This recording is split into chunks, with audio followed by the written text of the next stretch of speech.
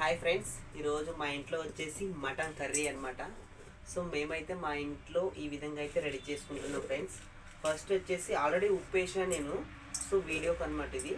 అలాగే కొంచెం పసుపు అనేది యాడ్ చేస్తున్నాను. అలానే కారం తగినంత, ఉప్పు సరిపడా వేస్తున్నాను. అలానే వచ్చేసి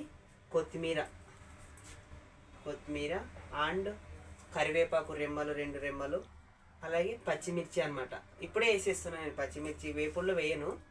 సో గోంగూర చికెన్ అనమాట ఈరోజు మా ఇంట్లో.